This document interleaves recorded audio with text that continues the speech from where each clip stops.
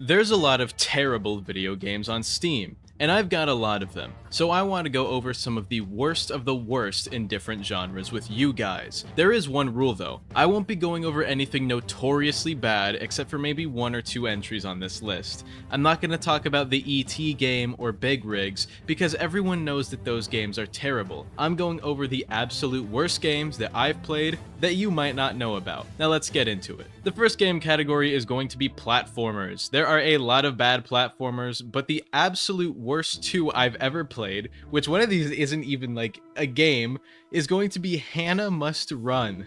This game is $10, and I got it as a birthday gift, and it sucks. It's not even conceivably playable.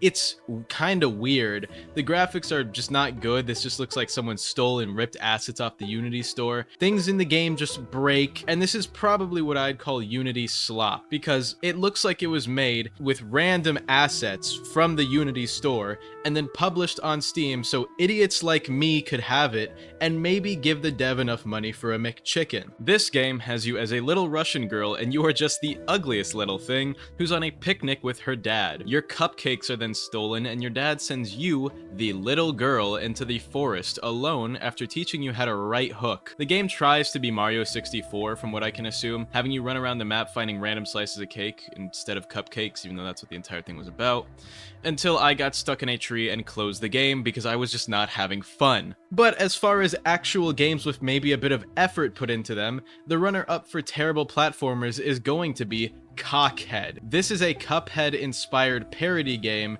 that surprisingly doesn't look absolutely awful, but the game feels like absolute garbage to play. The cock, who is your main character, controls terribly. The game doesn't even explain how to do things for most of it, and the controls kinda don't make sense. The game also just isn't funny. The entire joke of this game is a big dick in your face, and the game plays like trash for humoristic reasons, I guess, but it's just terrible. And for some reason, checking my controls restarts whatever level I'm on. And again, about this game being unfunny, I have to censor everything because this game thinks edgy is funny and decided that the game about dick and balls should have birds wearing Nazi armbands. This game is insultingly bad, and it comes with a $7 price tag to look at dick. Fuck this game. The next category is hack and slash, and there are two types of terrible hack and slash games. More Unity slop, which I'll be covering in a second, and, the second category, which I'll cover after. The first game is going to be Melon Simulator, and the second game, which is also Unity slop, is Sword with Sauce.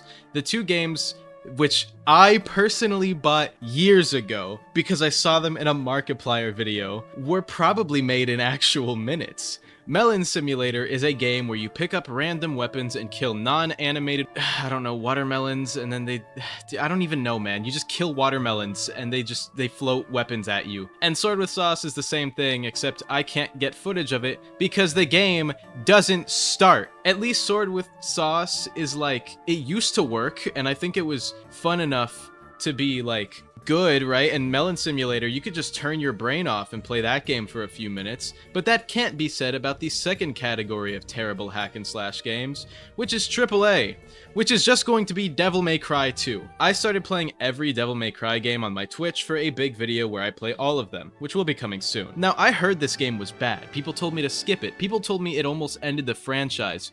People said it was so bad, it made them want to kill themselves. Now, I thought those were exaggerations, but no, the game is terrible. The main strategy in this game is to just spam guns, because most of the enemies are invulnerable to your sword because they fly, and you can't get up to them. The game has like 5 enemies and 4 map areas that get reused twice each.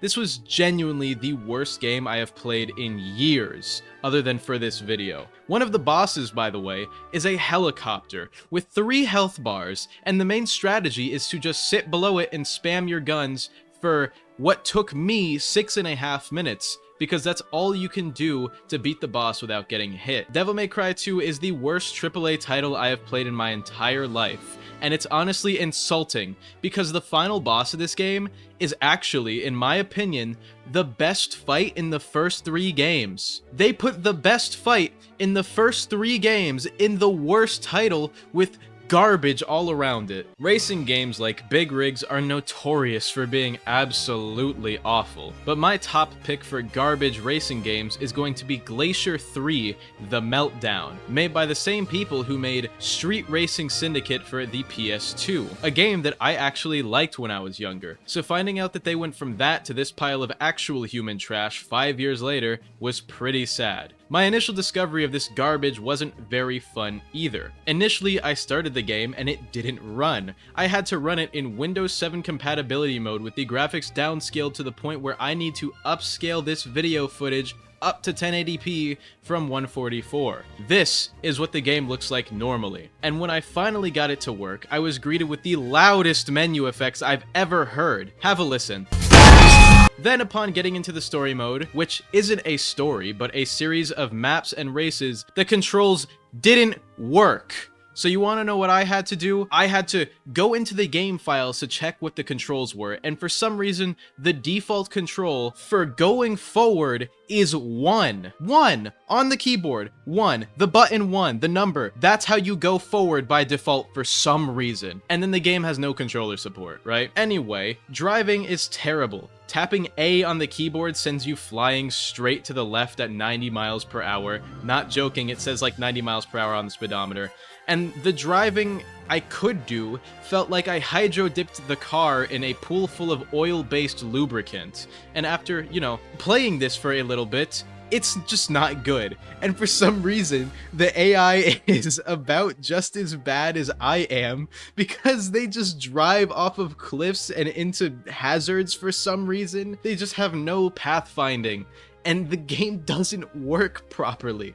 It's just bad. Traditional, or JRPG games, as people were telling me I should have called the traditional RPG genre in the last video where I covered good video games, have a lot of bad, overly edgy content to contrast good games. But also, a lot of them suck because RPG Maker is cheap and is one of the more accessible and easy to use game engines. The first terrible JRPG game, and I want to talk about, is Black Souls, the game that gives you the option to quite literally rape everything. Other than the content being pedophilic and offensive at times, the game itself isn't very good either. I haven't played the second game, and I drudged through the first game for this video, but it's basically just a stat farming, stat checking RPG game where you go through and everyone and leave. And the funniest thing to come out of Black Souls is a Reddit post about someone complaining that he couldn't get lolly games on the download site for Black Souls anymore. That is the average Black Souls player. The game isn't good because it is a glorified H game, and it's also just kind of ugly. People were talking about Fear and Hunger in the last video, and by people I mean a singular person saying that game is weird, but if you think that that game is weird, then I've got some bad news for you, because this game exists. And it's not only not good, but seems to be someone's weird fantasy. The way I see it, Fear and Hunger 1 did a bunch of weird stuff because it was part of the story and greater world to begin with, as well as expanding on the negative aspects of that with the lore. Black Souls did it because the creator is Japanese. There are a lot of bad horror games, both psychological and non-psychological ones. Probably because horror is probably the easiest genre to make kinda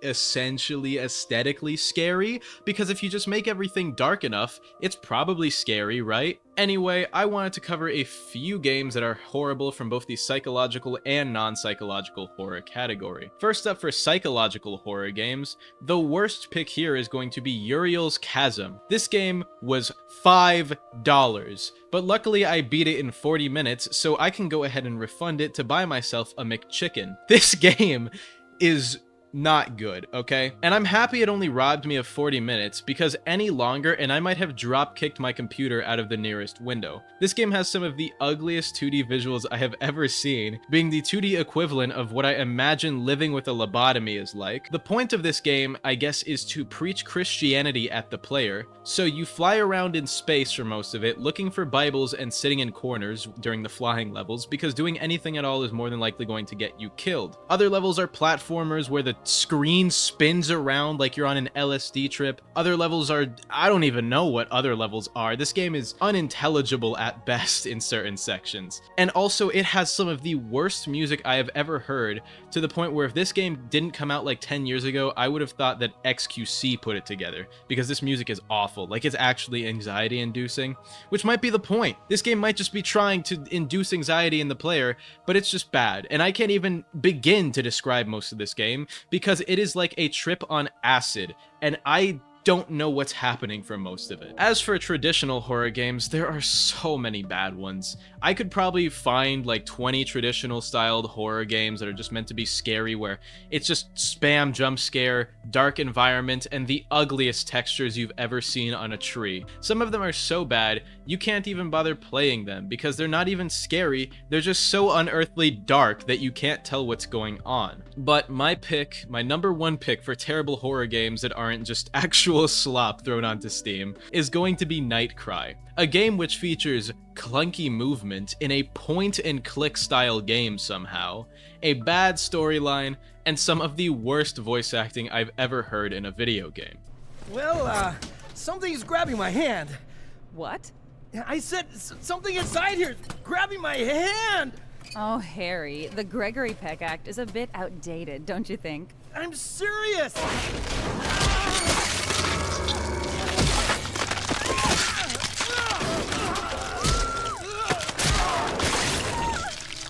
I've heard people say that if you liked the original Clock Tower games, you'll like this, but that was one of the worst lies I have ever heard. I love Clock Tower, and I gave up on this game a bit under 2 hours in after a demon attacked me in a steamy bathroom and crashed my game. Lucky for me, this was just under Steam's refund timer, because this pile of trash cost me $25.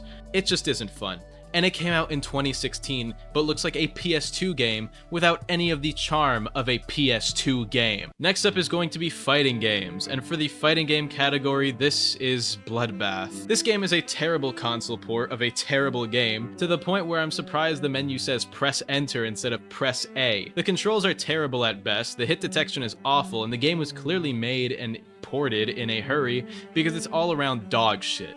The funniest part of this game is that it auto-sets your username to your computer's username. So I tried playing this with my friend, and you could just get doxxed playing this, because whatever your computer is named, it auto-sets to your username instead of your Steam one. Probably because it's meant to read Xbox usernames, which are generally the console name as well as the username. But you know, they didn't bother fixing the script for that. Anyway, while trying to play the game, connecting into a lobby with my friend was impossible, so instead I decided to play against the AI and training mode, where I got pushed into a corner, jumped, and killed repeatedly. Now, we tried to play online again, and for some reason finding a 1v1 server, there's no hosting, so you can't just invite people, you have to queue at the same time as someone to play against them. We're the only 2 people on this game, and it took 40 minutes! This game is ass water! Next up are simulator games, which, I mean, it's not really that much I can say about this. It's just like truck simulators and stuff, and my top terrible pick for simulator games, I'm having an aneurysm, is going to be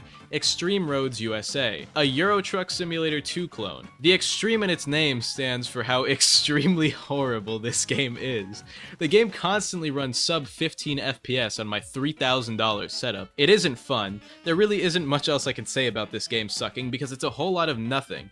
And half of the game is in German and non-translated, so if you don't speak German, good luck. On the same tier, from literally the same developer, is Airport Simulator 2014, which is the exact same game but with awful planes instead of awful trucks. And going down a rabbit hole, this developer, in fact, United Independent Entertainment, has dropped like 30 games like this. They are literally content farming awful simulator games. The biggest insult, however, is Steam telling me that this game is similar to Teardown, one of my favorite games of all time. Don't compare this garbage to Teardown, but if you guys want to hear something really funny, there was a sequel to Extreme Roads USA, Extreme Roads USA 2, which came out a week after Extreme Roads USA before it was then taken off the Steam store page. That's a really good joke. Next up are shooters, and there are some really bad shooters. Even modern day shooters are terrible. There's so many of them. Every COD game after like BO2 has been awful, but I'm not talking about that, right? Overwatch 2 sucks, but I'm not talking about that, right? I'm talking about a really bad game that I've played, right? So my first pick is going to be X17. First of all, this game is so loud. Everything sounds like it's distorted and bass boosted, even if you lower the game audio. So whoever made this game probably ripped all the sound effects and recorded them on a DSi.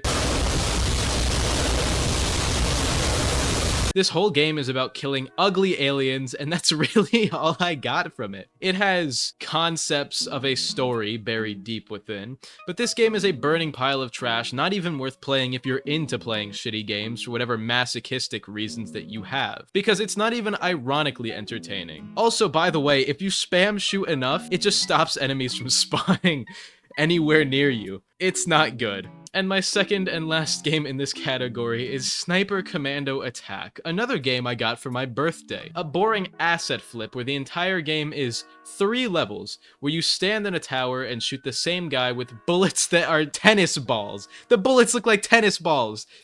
I would have told my friend to refund this game if it weren't 79 cents, but it's not even worth the time it'd take to refund it, unlike Cockhead, which was $7. Next up are story-driven games, and while technically not a genre, people in the last video where I covered actually good games, by the way I'll be making a part 2 to that, were telling me, where are all the story-driven games? That's not a genre, it's just an element. But I did want to go over this, because I have a story-driven game that's basically completely story-driven, because it's 70% cutscene. The Quiet Man, made by Square Enix and released in 2018, is terrible. I guess Square Enix decided Hitman wasn't profitable enough and decided to release this garbage. This game is a beat-em-up style fighting game which revolves around a deaf main character. Because he's deaf, the game basically has no audio, probably because the studio about to shut down while making it couldn't afford SFX designers, so they just ripped audio effects off of YouTube and slapped a low-pass filter over them to not get copyright claim. The best part of this game is the fact that there is no way to understand what people are saying throughout most of it until they start using sign language. But unless you speak sign language, you still won't understand it because the game doesn't have subtitles for the player to read even during the sign language dialogue.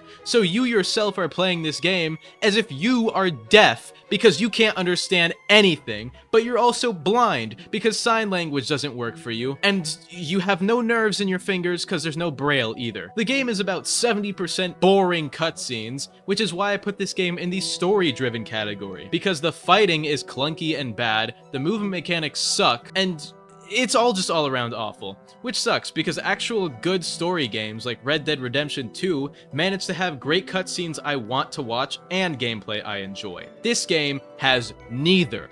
And for some reason, people keep verbally abusing the deaf man, and I don't understand why. Did I mention this pile of ass is $15? Now, if you want a similar but still significantly better experience to this game, play any Yakuza game, with audio turned all the way down, subtitles off of course, just turn your monitor off as well. Now, the controller vibrations from playing that will be more stimulating than this game. This game is the video game equivalent of people who make pretentious art films. This game is so bad, there is literally another version of it they had to release called The Quiet Man Answered, which adds subtitles and more dynamic sound for you to enjoy, because without this, there would be absolutely no way to discern this game's story. Speaking of this game's story, it sucks. I'll explain it as best as I can, but essentially the main character named Dane, his mother was killed when he was a child, resulting in his police officer father abusing him for some reason. He met a woman who looked like his mother and he kind of fell in love with her,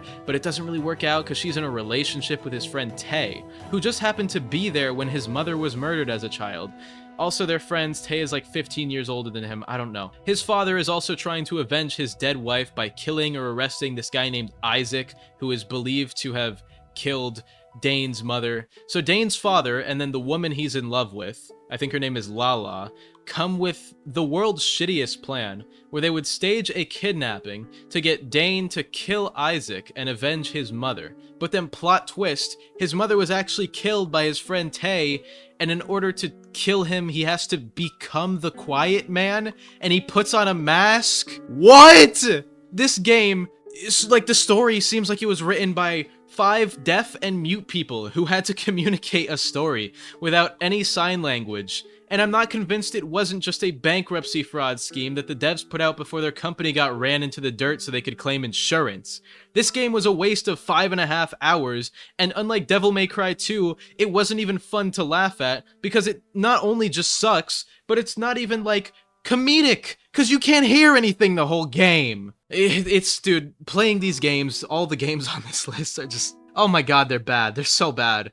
I can't even describe how bad they are. It's so bad, man. Like, I hope you guys enjoyed this video. I didn't enjoy recording it because all these games suck. Subscribe or something. Check me out on Twitch if you want to see me finish Devil May Cry if I'm not done with that. I don't even know, man. Or Hollow Knight 112%. Just follow me on Twitch. I stream there a lot, and sometimes I stream the things I turn the videos into. Like, I'm done here, man. I love you all. Hope you all have an amazing day. I know I didn't. Goodbye.